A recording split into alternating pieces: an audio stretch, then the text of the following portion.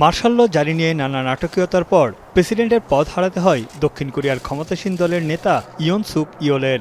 সংসদের দ্বিতীয় দফার চেষ্টায় অভিশংসিত হন তিনি। পরে সামরিক আইন জারির জন্য জনগণের কাছে ক্ষমা চেয়েছেন তিনি। এরপরও শেষ রক্ষা হয়নি তার। বিচার কাজ চালানোর জন্য তাকে গ্রেপ্তারের আবেদন জানায় তদন্ত কমিটি।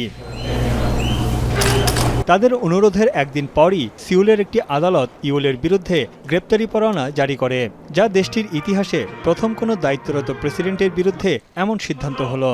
তবে কী কারণে গ্রেপ্তারি পরোয়ানার আবেদন মঞ্জুর করা হয়েছে সে বিষয়ে কোনো মন্তব্য করেননি আদালত।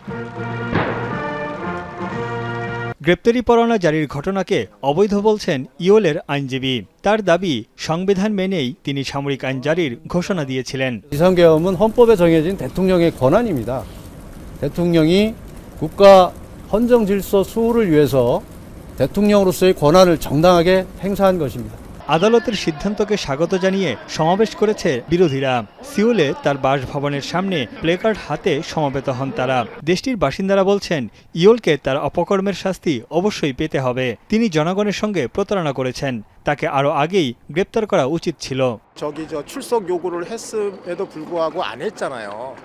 그거는 뭐 사실 더 나쁜 짓이고 제 생각에는 처음에 이 사건이 말도 안 되는 계엄령을 터뜨렸고 그거에 대한 책임으로 빨리 사태를 수습하는 게 자기가 이제 এদিকে অভিশংসিত প্রেসিডেন্ট ইয়োলের শত শত সমর্থক রাজধানী সিওলের রাস্তায় বিক্ষোভে নামেন। বিক্ষোভকারীদের অভিযোগ, তাদের নেতাকে অহেতুক গ্রেপ্তার করা হচ্ছে। তিনি সংবিধানের বাইরে গিয়ে কিছুই করেননি। গেল ৩ ডিসেম্বর সামরিক আইন জারি করে তীব্র প্রতিবাদের মুখে ৬ ঘন্টার মাথায় তা প্রত্যাহারে বাধ্য হন ইয়ন সুক ইয়োল।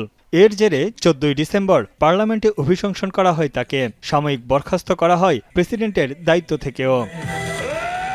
তানভীর জনি, এখন বিশ্ব। সানবিট সব দিবে সামাল। সানবিট ম্যাজিক প্রেস ডিশওয়াশিং এর মাথা ঘোরানো সলিউশন।